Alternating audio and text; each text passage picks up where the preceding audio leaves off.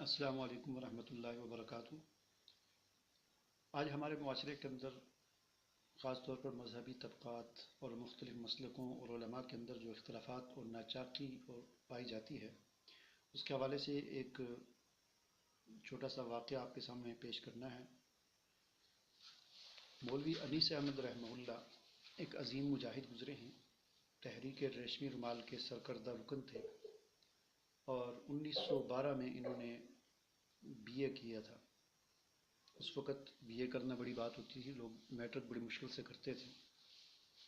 تو دہلی سے انہوں نے 1912 میں بی اے کیا اور اس کے بعد یہ وہاں پر جج بھرتی ہو گئے، انگریزوں کا جو نظام تھا اس میں۔ لیکن کچھ ہی عرصے بعد انہوں نے وہ عہدہ چھوڑ دیا اور دہلی میں ہی مولانا عبید اللہ سندھی رحمہ اللہ کا ایک ادارہ تھا، ادارہ نظارت المعارف، اس میں انہوں نے داخلہ لے لیا اور وہاں پر قرآن حکیم کے مختلف علوم وہاں پر حاصل کرنا شروع کیے اور کئی سال تک وہاں پڑھتے رہے۔ اور وہاں سے سند فراغت حاصل کرنے کے بعد پھر دارالعلوم دیوبند چلے گئے اور وہاں پر شیخ الہند مولانا محمود الحسن رحمہ اللہ کے حلقہ درس میں شامل ہو گئے اور وہاں پر پھر کئی سال تک تعلیم حاصل کرتے رہے۔ اس کے بعد پھر شیخ الہند رحمہ اللہ کی جو تحریک ریشمی رومال شروع ہوئی تو اس کے یہ انتہائی سرکردہ رکن تھے اور حیدرآباد دکن کے یہ ذمہ دار تھے۔ ان کا یہ مختصر سا تعارف کروانے کا مقصد یہ ہے کہ ان کی ایک کتاب ہے انوار القرآن، یہ ان کی کتاب ہے انوار القرآن۔ تو یہ ایک چھوٹی سی کتاب ہے، اس کا میری تمام علماء سے یہ درخواست ہے، مذہبی طبقات سے یہ درخواست ہے، عوام الناس سے یہ گزارش ہے کہ اس کتاب کا مطالعہ ضرور فرمائیں۔ اس کتاب میں انہوں نے قرآن حکیم کے ساتھ لوگوں کو جوڑنے اور اس کے ساتھ تعلق پیدا کرنے کے حوالے سے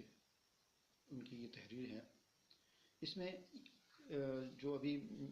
میں بات جو آپ سے کرنے جا رہا ہوں، ان کا ایک جملہ ہے، وہ میں آپ کو سنانا چاہتا ہوں کہ انہوں نے اس کتاب میں ایک جگہ پر لکھا ہے کہ اختلافات کے حوالے سے اور آپس کی ناچاقی کے حوالے سے فرماتے ہیں کہ ایک پیغمبر نا اتفاقی کے مقابلے میں قوم کا عارضی طور پر گمراہی میں رہنا پسند کرتا ہے۔ یعنی ایک پیغمبر کی سوچ میں اور ہماری سوچ میں کتنا فرق ہے، اس بات کو وہ واضح کرنا چاہتے ہیں۔ فرماتے ہیں کہ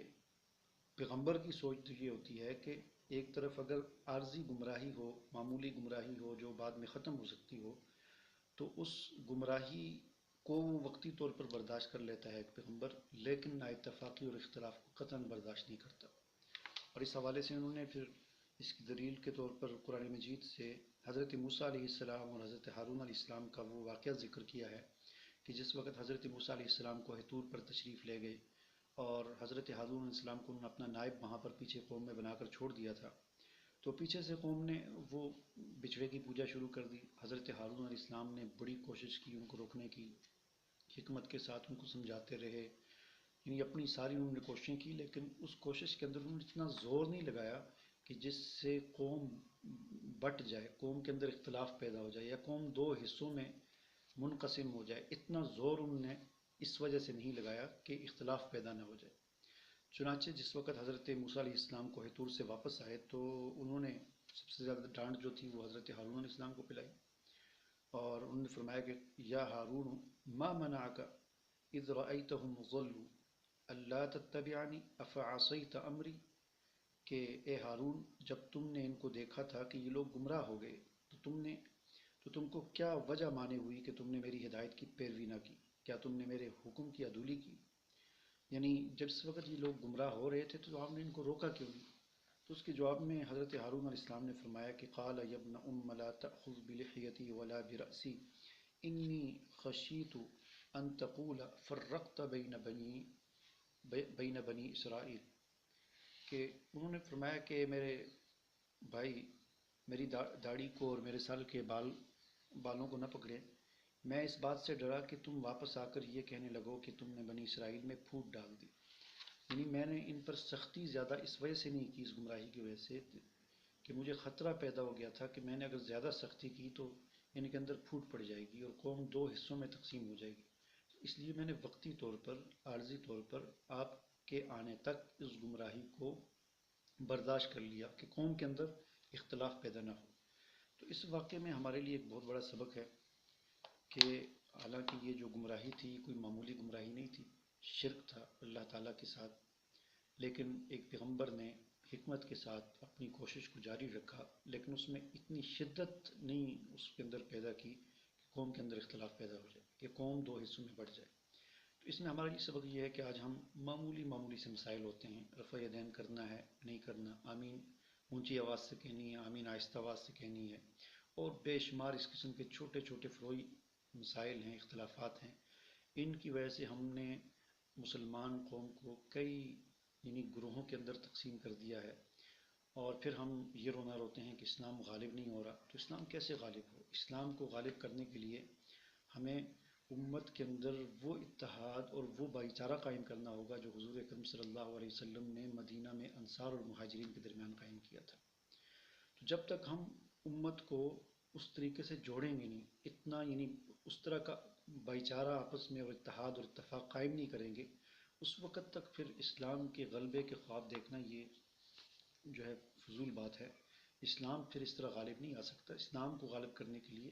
لوگوں کے اندر، مسلمانوں کے اندر اتفاق پیدا کرنا ہوگا، اتحاد قائم کرنا ہوگا۔ تو اگر ہم اسی طرح چھوٹی چھوٹی فروعی مسائل کو لے کر ایک دوسرے پر کفر کے پتے لگائیں گے، یا ایک دوسرے کے پیچھے نمازیں نہیں پڑھیں گے، اور اس کا اثر کیا ہوگا؟ اس کا اثر پھر وہ عوام میں جائے گا، پھر عوام کے اندر یہ تفریق پیدا ہوگی، اور عوام پھر کئی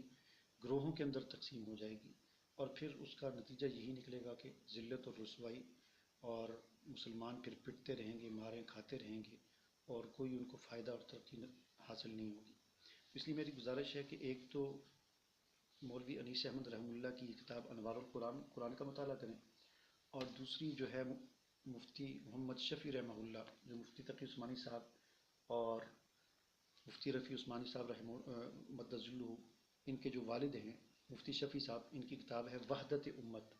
اس کتاب کا لازمی علماء خاص طور پر مطالعہ کریں، اور ہمارے لیے بھی دعا کریں کہ اللہ تعالیٰ ہمیں بھی اور تمام امت کے اندر اتفاق اور اتحاد پیدا کرے۔ السلام علیکم ورحمۃ اللہ۔